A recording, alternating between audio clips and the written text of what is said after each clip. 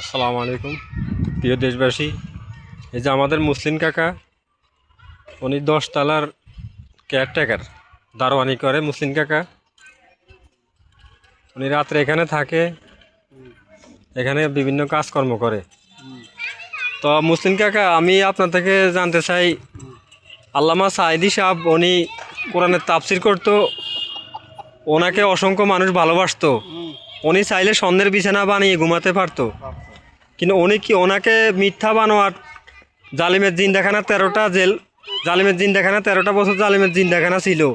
কিন্তু এই বিষয়ে আপনি একটু কিছু কথা বলেন সাঈদী সাহেবের ব্যাপারে। সাঈদী সাহেব তিনি কেমন ছিল লোক? খুব ভালো ছিল। এদিকে এদিকে ক্যামেরার দিকে। খুব ভালো ছিল, সে খুব জোরে 20 কথা। কোটি মানুষের মাথা ছিল এবং ভালো তারে সবাই আমরা আদর্শন হয় বা সবচেয়ে বড় আমাদের পছন্দ মতন, আমাদের মন গড়া মতন, আমাদের সব দিক দিয়ে আমরা খুব তারে বিশ্বাস, আন্তরিক বিশ্বাস, সব দিক দিয়ে আমরা ভালোবাসছি। আর বাকিটা শুনতে ইচ্ছে হয়েছে আমাদের, যে কোনো মাফেলিশকে বয়ান করছে।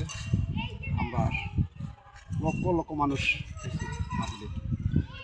উনি কি সত্যি কি রাজাকার ছিল? মানে না, এগুলো বানোয়াট কথা। সাঈদী সাহেব কি রাজাকার ছিল? বানিয়ে বানিয়ে বানিয়ে মানুষের এই কথাটি বলতেছে। কে বলছে? ও ভালো ছিল, লোক ছিল। ওর মতন কোনো একটা আলেম হইতে পারে না এখনো পর্যন্ত, যত না আসি।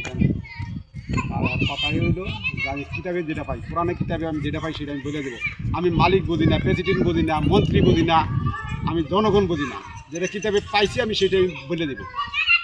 আমার যেটাই হোক, হাসি হোক আর ফাঁসি হোক, যেটা আল্লাহ পাক বা যেটা বলছে বা নবীজি যে ঘোষণা করছে দুনিয়ার উপরে উম্মতের শোনাইছে বা বয়ান করছে, সেটা মানে এইটাই কিতাবে লেখা আছে, সেটাই আমি বলছি বা বলতেছিও।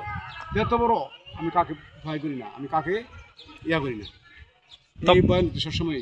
তো প্রিয় দেশবাসী, তাফসির জগতের সম্রাট প্রিয় আল্লামা দেলোয়ার হোসেন সাঈদী উনি জালিমের জিন্দাখানা 13টা বছর জেল খেটেছিল, কিন্তু বাতিলের কাছে কখনো আপোষ করেনি।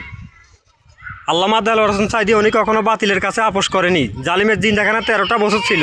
ওনাকে অনেক প্রস্তাব দেওয়া হয়েছে, এমপি মন্ত্রী বানিয়ে দেওয়ার প্রস্তাব দিয়েছে। উনি বলেছেন এই সাঈদী ভাঙবে কিন্তু মস্কাবে না।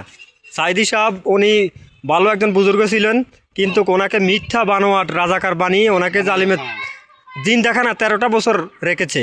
কিন্তু উনি তাফসির জগতের সম্রাট আল্লামা দেলোয়ার হোসেন সাঈদী, যার কপালে কাবা শরীফের ইমাম পর্যন্ত চুমা খায়।